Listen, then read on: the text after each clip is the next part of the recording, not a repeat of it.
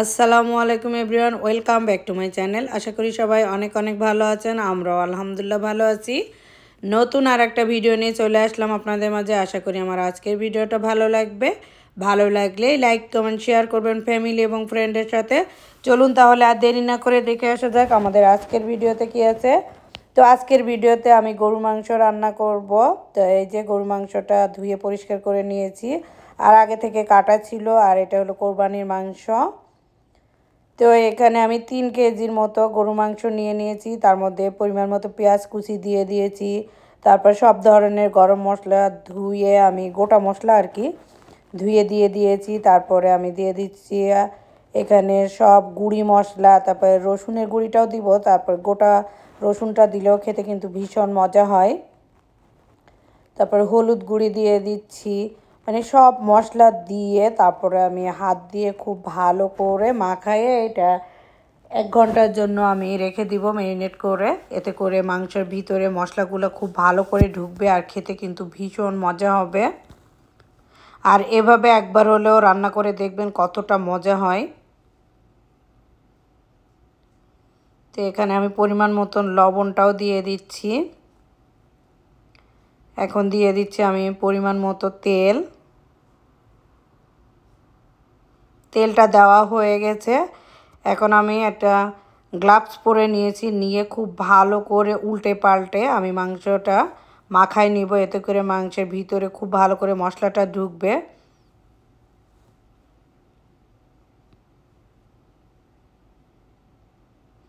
আমার মতো কে এরকম মাংস মাখায়ে রেখে দেন, কমেন্ট বক্সে কমেন্ট করে জানাতে পারেন। তবে এভাবে মাখায়ে যদি একটু রেখে দেওয়া হয় তাহলে মাংসটা খেতে কিন্তু ভীষণ মজা হয়, আর মশলাগুলো খুব সুন্দর করে ভিতরে ঢোকে। তো মাখানো হয়ে গেছে, আমি একটা ঢাকনা দিয়ে ঢেকে রেখে দিচ্ছি। তারপর 1 ঘন্টা পরে আমি রান্না করব। তো 1 ঘন্টা হয়ে গেছে, চুলার উপরে আমি বসিয়ে দিয়েছি। আর এদিকে আমি চিকেন কেটে নিয়েছি, চিকেন তান্দুরি বানাবো, কারণ বাচ্চারাও থাকবে। তাদের জন্য আমি তান্দুরি বানাবো, কারণ বাচ্চারা সবসময় গরু মাংসটা খেতে পছন্দ করে না। তো এখানে আমি সব ধরনের মশলা দিয়ে দিয়েছি তান্দুরির জন্য। দিয়ে আমি এখন গ্লাভস দিয়ে আবারও মাখায় নিচ্ছি। আর ওটা অন টাইম গ্লাভস ছিল, ওটা ছিঁড়ে গিয়েছে। আর এটা অনেক সময় থাকবে, এটা দিয়ে আমি অনেক কাজ করতে পারি। তো 1 পিস ছিল, তো ওইটা দিয়ে আসলে গরু মাংসটা মাখিয়ে নিয়েছিলাম। তারপরে এই যে এটা দিয়ে এখন মাখায়ে এটা রেখে দিব ফ্রিজের নরমালে। আর যত বেশি সময় ধরে রাখা যায় তান্দুরিটা খেতে কিন্তু ভীষণ মজা হয়।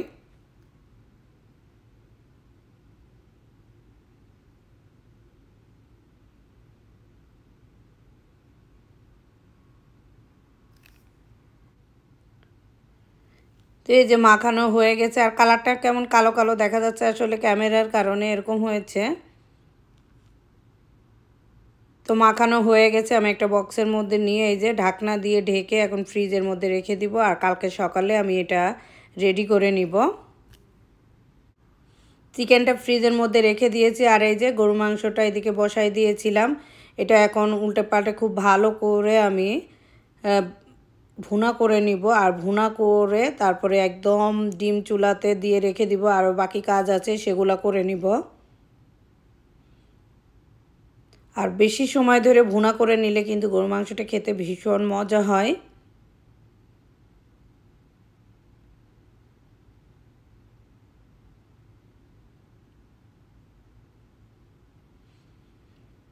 ঢাকনা দিয়ে ঢেকে রেখে দিব, আর মাঝে মাঝে এরকম নাড়াচাড়া করে দিতে হবে, তা না হলে নিচে পোড়া লেগে যাবে। আর পোড়া লেগে গেলে কিন্তু মাংসের স্বাদটাই পুরোটা নষ্ট হয়ে যাবে।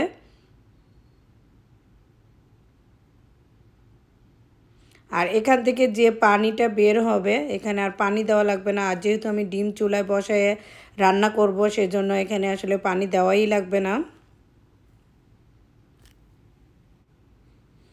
এই যে পরের দিন সকালবেলা, তো আমার মেহমানরা চলে আসবে। আমি মুকরামিনকে মুরসালিনকে স্কুলে দিয়ে দিয়েছি, দিয়ে তারপরে এই যে সব কিছু খাবারগুলা রেডি করে নিয়েছি। এখন আসা শুরু করে দিয়েছে আমার বান্ধবীরা। তো এখানে আমি টুকিটাকি কিছু রেডি করে নিয়েছি ওদের জন্য নাস্তা আইটেম। আর দুপুরবেলা বলে একজন মেহমান আসবে, এজন্য কি করব, তাড়াহুড়া করে আবার একটু রান্না করতে হবে। তো ও বলে যে মাছ খাবে, তারপরে সবজি খাবে।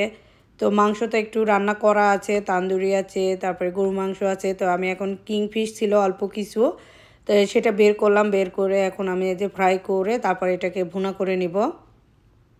আবার ওইদিকে আমার মুকরামিনকে আনতে যেতে হবে, এজন্য তাড়াতাড়ি করতেছি। আর সাহেবও বাসায় আছে, অবশ্যই নিয়ে আসতে পারবে, আমাকে স্কুলে আর যেতে হবে না। তারপরেও তাড়াতাড়ি করতেছি, কারণ আমি না গেলে আবার কান্নাকাটি করে। তো মাছগুলা ভাজা হয়ে গেছে, সে তেলের মধ্যে আমি পেঁয়াজ, টমেটো, মশলা সব কিছু একবারে দিয়ে দিয়েছি। আর একটু তাড়াতাড়ি করতেছি, ওকে না আনতে গেলে আবার একসাথে অনেক বেশি মন খারাপ করে, সেই জন্য আমাকেও যেতে হবে আধা রান্না করে হলেও। তো রান্না করতে করতে চলে গিয়েছিলাম, আর ওকে নিয়ে এসেছি, নিয়ে এসে একদম পরিষ্কার করে তারপরে টিভি দেখতে বসতে, বলে যে আমি এখন ভাত খাবো। হঠাৎ করে তার ভাত খেতে মন চাইছে, তো আমার ভাতটা রান্না হয়ে গিয়েছিল আর মাছ ভাজি, তো মাছ দেখে তার খেতে মন চাইছে, তো এক পিস মাছ তাকে দিয়ে দিয়েছি। বললাম আমি খাওয়াই দিই, বলে যে না, সে নিজে হাতে খাবে। তো আমার কাছে আরও ভালো হলো যে ও নিজে নিজে খাক, আর এটাতে মাঝখানে একটা কাঁটা আছে, বেশি কাঁটা নাই, সেজন্য ওকে দিয়ে দিয়েছি। তো একটু একটু করে খাচ্ছে, আর এইদিকে আমি বাকি রান্নাটা শেষ করে নিব। ছোট বাচ্চা থাকলে আসলে অনেক প্রবলেম হয়, যেমন রান্না করতে করতে স্কুলে চলে গিয়েছিলাম, তারপরে নিয়ে আসলাম, ওকে গোসল করাইয়ে হাত ড্রেস পরাইয়ে তারপরে আবার এই যে রান্না করতে বসলাম। তো মেহমানরা চলে আসবে বলছে, তো ওদের আসতেও একটু দেরি হবে, মাঝখানে গাড়িতে কি জানি একটা প্রবলেম হয়েছে, তার জন্য। তো আমার কাছে একটু ভালো হলো যে রান্নাবান্না হয়তো দেরি হয়ে যেত এরকম মনে হচ্ছিল। তো আর তেমন কিছু বাকি নাই, মোটামুটি যেগুলা সময় লাগে সেগুলো তো আগে থেকেই করাই আছে, এই জন্য একটু একটু করে টুকিটাকি এটা সেটা ওদের জন্য সবজি টবজি করে নিচ্ছি, মাছ করে নিচ্ছি। আর কিংফিশটা খেতে কিন্তু আমার কাছে ভীষণ মজা লাগে, এই জন্য কিংফিশ করলাম, আবার একটু ইলিশ মাছও করব।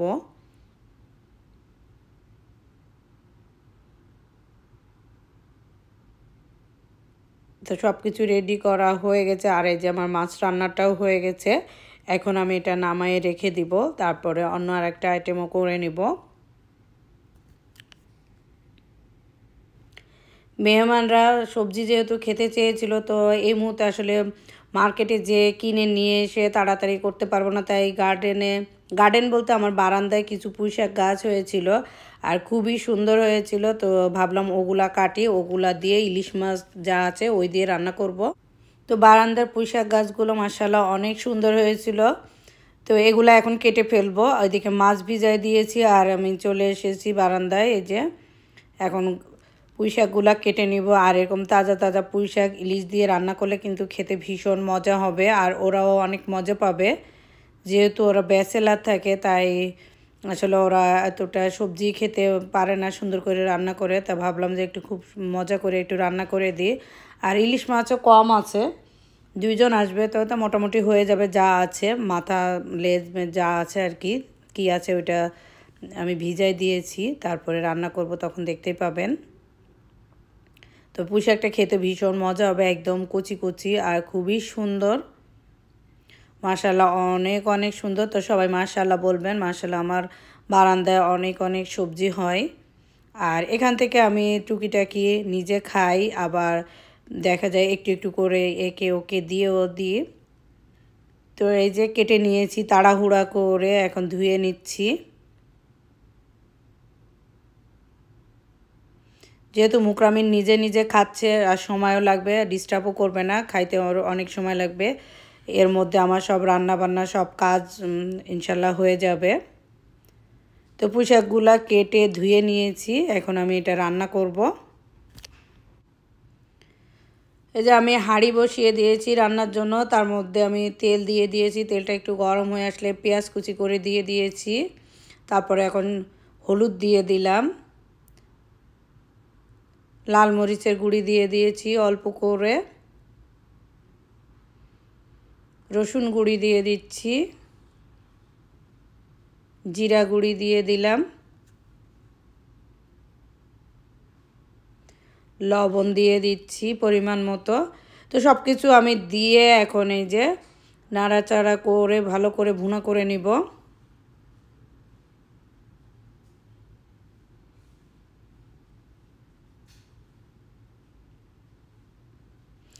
তারপর এর মধ্যে আমি দিয়ে দিলাম ইলিশ মাছ। এই যে 2 পিস ভালো মাছ আছে আর 2 পিস লেজ দিয়ে দিচ্ছি, আসলে আর নাই, এজন্য এই যা ছিল তা দিয়েই আর কি পুঁই শাকটা রান্না করে নিচ্ছি।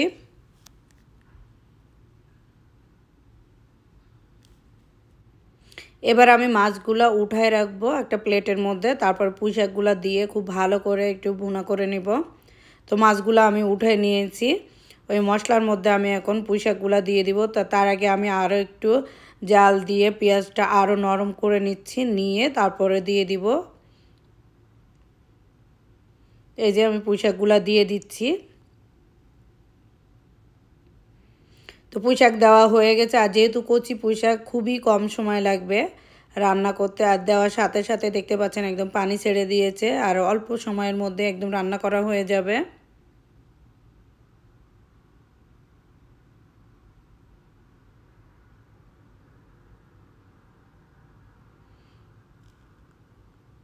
তো এর মধ্যে আমি এখন মাছ দিয়ে তারপরে ঢেকে রান্না করে নিব। তো এই যে মাছগুলা দিয়ে দিয়েছি, আর আমার পুঁই শাকটাও রান্না করা হয়ে যাবে দ্রুত। তো লবণ টবণ সব কিছু ঠিক আছে, পুঁই শাক রান্না হয়ে গেছে। তো পুঁই শাক রান্না করা হয়ে গেছে, এদিকে আমি লাউ ছিল বাসায়, তো লাউটা ভাজি কেটে নিলাম তাড়াতাড়ি করে। তো এখন আমি লাউ ভাজি করব, যেহেতু ওরা সবজি খেতে চেয়েছিল তাই ভাবলাম একটু লাউও আছে, তো লাউটা প্রথমে ভাবছিলাম কাটতে দেরি হবে আর ওরাও চলে আসবে, তাড়াতাড়ি করতে পারবো না। তো যেহেতু আর একটু সময় আছে আর লাউও তাড়াতাড়ি হয়ে যাবে, তো তাড়াহুড়া করে আমি আর আমার সাহেব মিলে কেটে নিয়েছি। এখন আমি ভাজিটাও বসিয়ে দিয়েছি তাড়াতাড়ি করে আর কি। আর লাউ ভাজি করতে খুব বেশি সময় লাগবে না, আর এই লাউ ভাজিটা খেতে কিন্তু অনেক মজা হবে।